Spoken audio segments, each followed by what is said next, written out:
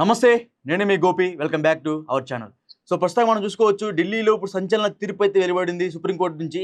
కవితకైతే ఈ రోజు అయితే బెయిల్ లభించింది ఈడీ కేసులో భాగంగా. సో ఈడీ కేసులోనే బెయిల్ లభించిందా, సిబిఐ కేసులో బెయిల్ లభించిందా, ఈ పూర్తి వివరాలు మా ప్రతినిధి చరణ్ నుండి తెలుసుకుందాం. చరణ్, నమస్తే చరణ్. నమస్తే. సో ఎలా ఉంది అక్కడ ఉధృతి, ఎలా ఉంది? కవితకి బెయిల్ రావడం తోటి టిఆర్ఎస్ శ్రేణులు అయితే బిఆర్ఎస్ శ్రేణులు పండుగ చేసుకుంటున్నారు. అవన్నీ ప్రత్యేక విమానంలో తీసుకొచ్చే ప్రయత్నం అయితే జరుగుతుంది. సో ఈ మనీ లాండరింగ్ కేసులో ఈడీ బెయిల్ అయితే, సో దాంతో పాటు సిబిఐ బెయిల్ కూడా, అంటే ముందైతే ఓన్లీ ఈడీ బెయిల్ వస్తుంది, తర్వాత సిబిఐ బెయిల్ రాదు అనుకున్నారు. ఎందుకంటే కేజ్రీవాల్ కూడా ఈడీ బెయిల్ అయితే వచ్చింది, కానీ సిబిఐ కేసులో అయితే బెయిల్ రాలేదు. అవును. సో అదే విధంగా ఇది కూడా జరుగుతుందేమో అనుకున్నారు, కానీ ఇక్కడ మాత్రం ఈడీ సిబిఐ రెండు కేసుల్లోనూ బెయిల్ రావడం తోటి ఆవిడ జైలు నుంచి బయటకు వచ్చినట్టే బెయిల్ మీద. అయితే షరతులతో కూడిన బెయిల్ అయితే ఇచ్చింది. ఏంటి షరతులు ఏంటి చరణ్? అంటే షరతులు అంటే జనరల్ గా అందరికీ ఉండేవే. సో ఇతర దేశాలకు వెళ్ళడానికి కానీ ఇలాంటి వాటికి అవకాశం లేకుండా చేయడం, సో అలాగే వీళ్ళకి ఎప్పుడు ఎంక్వైరీకి అందుబాటులో ఉండడం, ఇటువంటి షరతులు అయితే పెట్టడం జరిగింది. ఓకే, నిన్న ఒక 25 మంది ఎమ్మెల్యేలు కేటీఆర్ అదేవిధంగా హరీష్ రావుతో కలిసి ఢిల్లీకి పయనమయ్యారు. ఎందుకు వెళ్ళారు 25 మంది? ఈ వాదనల గురించే వెళ్లారు. యాక్చువల్ గా ధర్మాసనంకి ఈసారి బెయిల్ ఇస్తుంది అనేది ఖచ్చితమైన ఆధారం ఉండటం తోటి, సో ఆవిడ బెయిల్ వస్తే తీసుకొని రావడం కోసం వీళ్ళంతా వెళ్లారు. ఆవిడ సపోర్ట్ గా కూడా ఉంటుందని వాళ్ళు భావించారు. సో త్రిపుర ధర్మాసనం జస్టిస్ బిఆర్ గవాయ్ గారి ఈ సమక్షంలో ఈ వాదనలంతా జరిగాయి అన్నమాట. సో వీళ్ళ కూడా టిఆర్ఎస్ తరపు నుంచి కూడా సీనియర్ అడ్వకేట్ ముకుల్ రోహత్గి గారు ఈడీ ముకుల్ రోహత్గి అలాగే వర్సెస్ ఈడీ అన్నట్టుగా వాదనలు దాదాపు గంటన్నర 2 గంటల పాటు జరిగాయి. ఓకే, ఇప్పుడు దాకా కవిత గారిని చూడడానికి ఇప్పుడు దాకా కేసీఆర్ గారు అయితే ఇంతవరకు జైలుకి అయితే వెళ్ళలేదు. బట్ ఇప్పుడు ఎలా ఆయన ఎక్స్పెక్టేషన్స్ ఎలా ఉంటాయి కవిత గారి మీద? సో ఆయన బాగా ఎదురు చూస్తూ ఉన్నారు. నిజానికి ఆవిడ జైల్లో ఉన్న తర్వాత గత కొద్ది కాలంగా కేసీఆర్ గారు బాగా డల్ అయిపోవడము, పైగా ఆయన వ్యాఖ్యలు కూడా మీడియాలో చూసినప్పుడు ఎందుకు ఉన్నారంటే, కూతురు ఇంతకాలం జైల్లో ఉంటే ఇక ఎలా ఉంటారు ఏ తండ్రి అయినా అని చెప్పేసి ఆయన కూడా వ్యాఖ్యానించడం జరిగింది. సో ఆవిడ హరీష్ రావుని కేటీఆర్ ని బాగానే ఉపయోగించారు. కేంద్ర ప్రభుత్వం తోటి మంతనాలు చేయాలని ప్రయత్నించినా అది సక్సెస్ అవ్వలేదు. ఢిల్లీకి వచ్చారు, కానీ ఒక్కోసారి అమిత్ షా తోటి కనీసం అపాయింట్మెంట్ దొరకకుండా వెనక్కి వచ్చే పరిస్థితి కూడా ఉంది. ఓకే, అంటే ఇప్పుడు కవిత గారికి ఎటువంటి కారణాలతో బెయిల్ అయితే ఇవ్వడం జరిగింది? ఇప్పుడు ఏ కారణాలంటే, మనీష్ సిసోడియాకి ఏ గ్రౌండ్స్ లో అయితే కేసు చూసి బెయిల్ ఇచ్చారో అదే గ్రౌండ్స్ లో కవిత కూడా చూడాలి అని చెప్పేసి వీళ్ళ తరపు లాయర్ ముకుల్ రోహత్గి గారు అడగడం జరిగింది.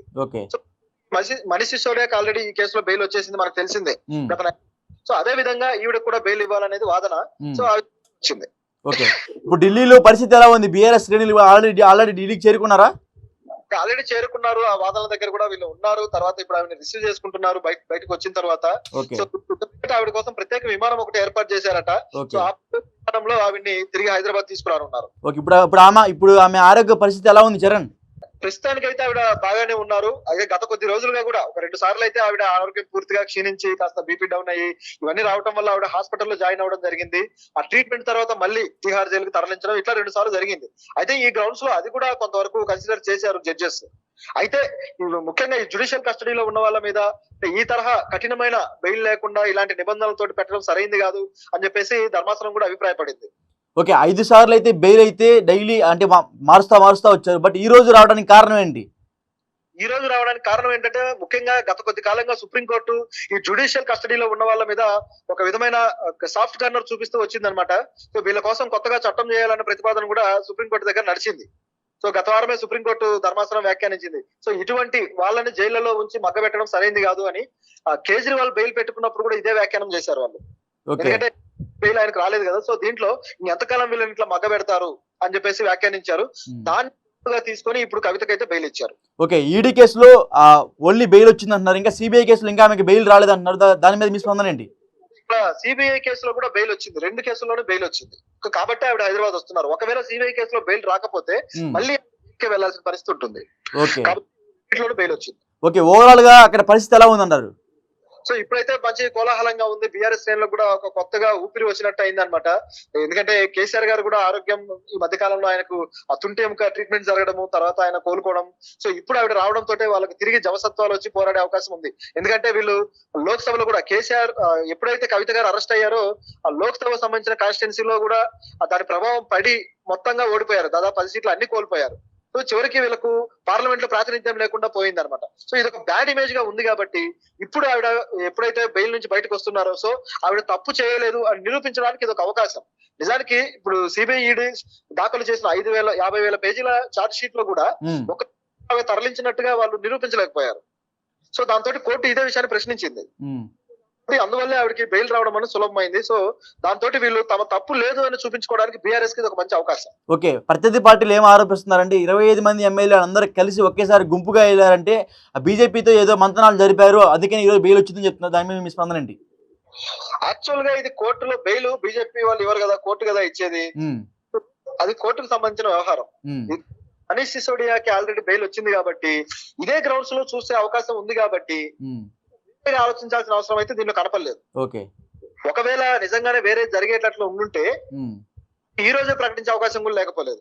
ఓకే, అదే. సో హైదరాబాద్ లో మరి ఎలా ఉంది? ఇక్కడ హైదరాబాద్ లో హైదరాబాద్ లో అయితే కోలాహలంగానే ఉందని చెప్పాలి. ఎందుకంటే అదే సోషల్ మీడియాలో అయితే బాగా అందరూ యాక్టివ్ గా ట్వీట్లు అయితే చేస్తున్నారు బీఆర్ఎస్ సోషల్ మీడియా టీం నుంచి. ఓకే, తప్పు చేయలేదు అన్నట్లుగా వాళ్ళు వ్యాఖ్యానాలు చేస్తూ వస్తున్నారు. నిజానికి కేసు కొట్టేయడం కూడా కాదు, కేవలం బెయిలే. సో చాలా ముందుకు వెళ్లే అవకాశం ఉంది. ఎందుకంటే ఉన్న కోట్లు ఆవిడ తరలించారు, మనీ లాండరింగ్ అనేది ఇందులో కేసు. అయితే వాళ్ళు నిరూపించలేకపోవడం అనేది ఒక యాంగిల్ అయితే ఇది ఇంకా జరగాల్సిన అవసరం అయితే ఉంది. Okay okay, thank you Charan. So మనం చూసాం కదా, ఇప్పుడైతే ప్రస్తుతానికి అయితే ఈడీ కేసులు అదేవిధంగా సిబిఐ కేసులు 2 కేసుల్లో కవితకి అయితే బెయిల్ అయితే లభించడం జరిగింది. ఇప్పుడే సుప్రీంకోర్టు నుంచి ఏ అయితే ఆ బెయిల్ ప్రతిపాదనకు సంబంధించిన ఏ అయితే కాగితాలు ఉన్నాయో అవన్నీ తీసుకెళ్లి జైలు అధికారులకు అయితే ఈ రోజు అయితే ఇవ్వడం జరుగుతుంది. వెంటనే ప్రత్యేక విమానంలో హైదరాబాద్కి అయితే కవిత గారిని తీసుకురావడం జరుగుతుంది. కవిత గారు ఎప్పుడైతే ఎయిర్పోర్ట్లో దిగిన వెంటనే బీఆర్ఎస్ శ్రేణులు బీఆర్ఎస్ కార్యకర్తలు వెంటనే పూలబాటుతో అయితే ఆమెకి రాజ్యమార్గం అయితే నిర్వహిస్తున్నారు. ఎయిర్పోర్ట్ దగ్గర నుంచి అదేవిధంగా వాళ్ళ ఉండే నివాసం దగ్గర వరకు పూలబాటను అయితే అదేవిధంగా పెద్ద భారీ ర్యాలీ అయితే నిర్వహించనున్నారు. దాదాపు 500 కార్లతో ర్యాలీలు అయితే ఈరోజు అయితే ఆమె ఉండే నివాసం దగ్గర అయితే వెళ్ళబోతున్నారు. సో ఇది మరి ఇక్కడ పూర్తి అప్డేట్స్. ఇంకా పూర్తి అప్డేట్స్ తెలియాల్సి ఉంది.